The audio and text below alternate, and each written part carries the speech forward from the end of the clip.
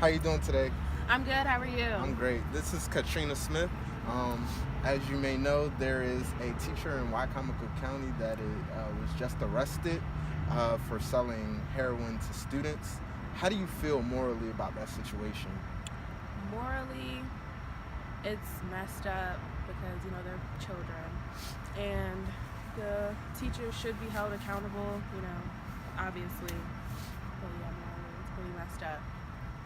She was also given a $50,000 bond, and that was actually revoked from her once there was further investigation on the situation. Do you feel that was just or unjust?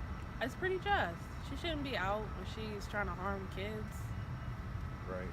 Um, Going forward, the Wycomico County Board of Education, as well as the state of Salisbury, is doing things to prevent this from happening again.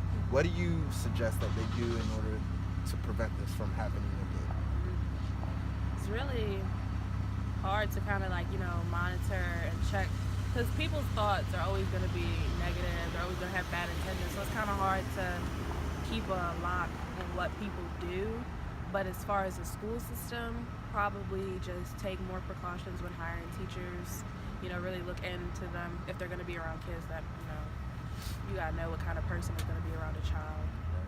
All right, I'm here with Dante Mouton. How you doing, man? How you doing? Pretty good. So, you heard basically the questions that I asked. How do you feel about this situation morally about teachers selling heroin to students? See, it's already bad to just sell heroin in general. Then you ruining kids' lives before they start. And then you're a special needs teacher. So imagine if a kid got to wherever her stash was. Right. And then now this kid's panicking, but nobody knows what's wrong. So he could have a heart attack and die.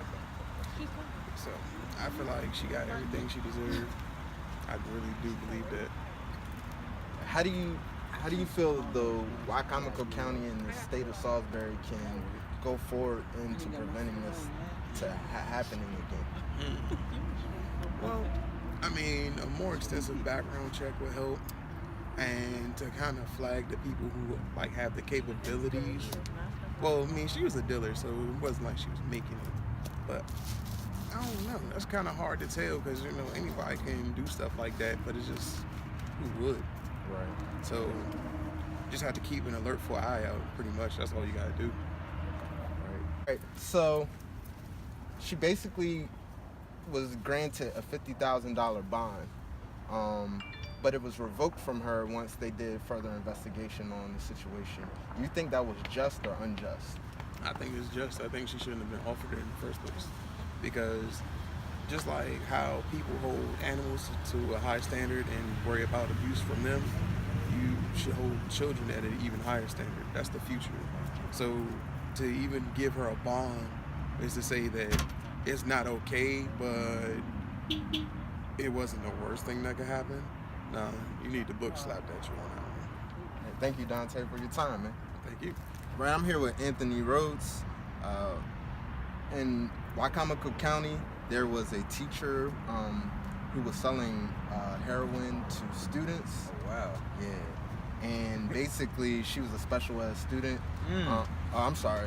Special ed teacher. And basically, they found the heroin in her car as well as cash. How do you feel morally about that situation? I feel like that's terrible, man. You can't be selling heroin to kids. Like, you shouldn't be selling it at all, basically. But that's just a terrible situation right there. Like, there's no good coming from that situation. And she was actually given $50,000 in bond, but they revoked that from her. So, from your assessment, do you think that was just that they revoked the bond from Honestly, her? yeah, I think that is pretty just. You're selling heroin to kids. Like, they're kids, man. Like, what? Come on now. And the city of Salisbury and Wycomico County is looking to fix this situation. What do you think that they can do, like as far as background checks and other things that they can do, so that this doesn't happen again? Honestly, I don't know. I mean, I guess you could, every time you hire someone, you give them a background check. usual protocols, but sometimes you just can't really know what people are doing in their personal life. So sometimes you just gotta pick and choose with that situation. All right, thank you for your time, Anthony. Thank you.